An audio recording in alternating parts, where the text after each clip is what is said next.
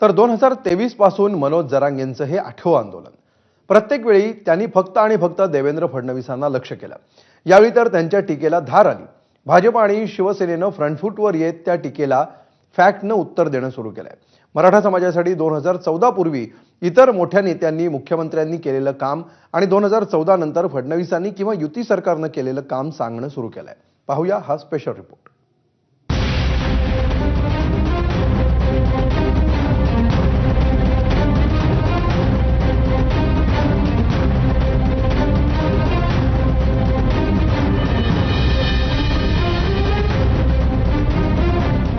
मराठा आरक्षणाच्या मुद्द्यावरून महायुती सरकार आणि त्यातही भाजप लगेच बॅकफूटवर जाणं हे नेहमीचं चित्र।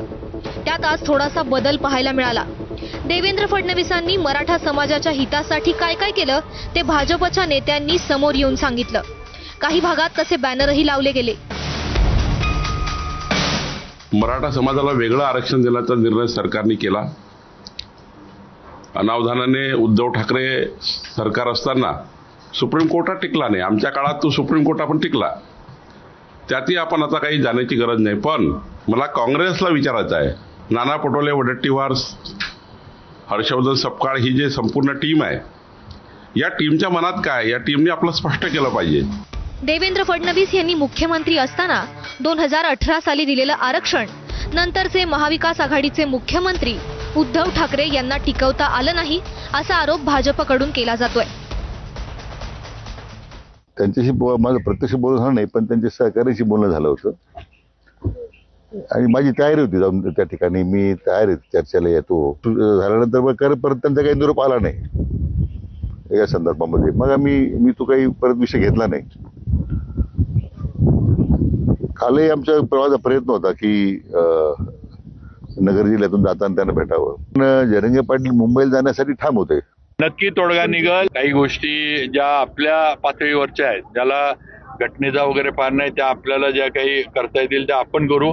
थोडं जे घटनेचा पेच निर्माण करणाऱ्या गोष्टी आहेत त्याला जरा आपल्याला केंद्र सरकार असेल, राज्य सरकार असेल, ह्याचा समन्वय साधून आपल्याला निर्णय घ्यायला लागतो। त्या मराठा समाजांच्या मुख्यमंत्र्यांना किंवा त्यांच्या आज पीडितली लोक जी राजकारणात आहेत यांना तुम्ही कधीतरी प्रश्न विचारणार आहात का की 1980 किंवा किंबहुना त्याच्या आधीपासून चालू झालेलं मराठा आरक्षणाचा जो लढा आहे त्या लढ्यामध्ये ह्या मुख्यमंत्र्यांनी काय भूमिका घेतली? आणि आमची प्रामाणिक भूमिका ही आहे की समाजाच्या बरोबर आम्ही आहोत।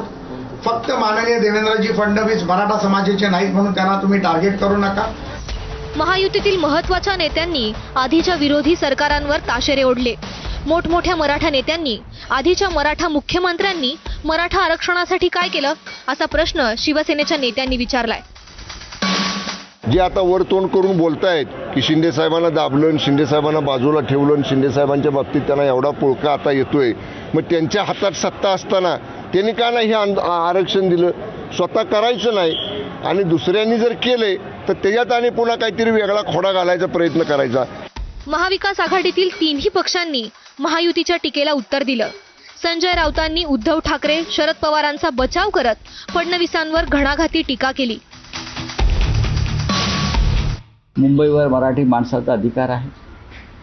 मुंबईत येण्यापासून मराठी माणसाला थांबवू नये। लोक जर कबुतरांसाठी आंदोलनं करू शकतात आणि सरकार त्यांना परवानगी देतं, तर मराठी माणसाला त्यांच्या मागण्यांसाठी आंदोलन करण्याचा अधिकार आहे, मग ते कोणी असो। जरांगे पाटील हे काही पहिल्यांदाच मुंबईला येत नाहीत।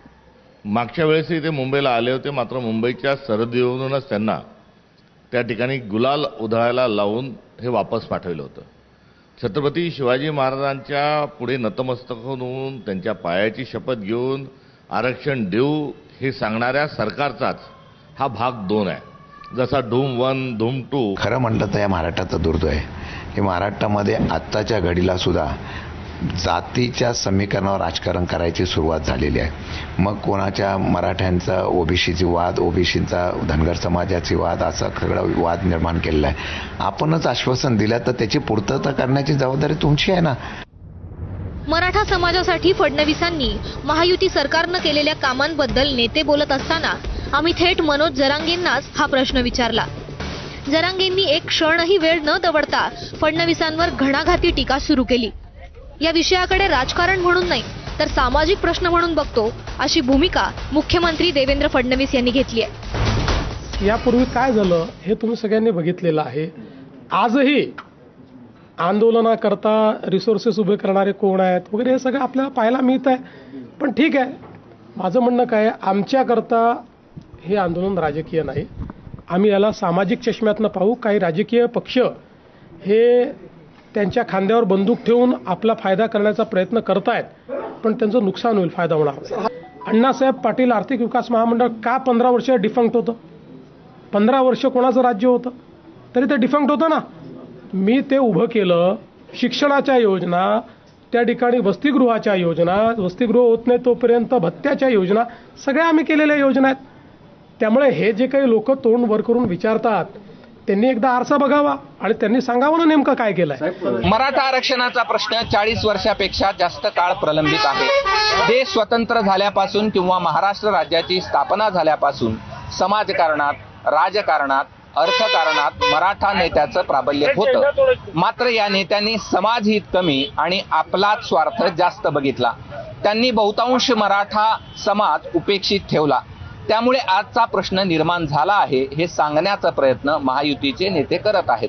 2014च्या आधी मराठा समाजाची झालेली उपेक्षा आणि 2014 नंतर भाजपा महायुतीचं सरकारने समाजासाठी केलेले काम हे सुद्धा समाजापर्यंत पोहोचवण्याचा प्रयत्न महायुतीचे नेते करत आहेत. कॅमेरामन धनंजय दारुंटेसह मी कृष्णा केंडे, ABP माझा, पुणे.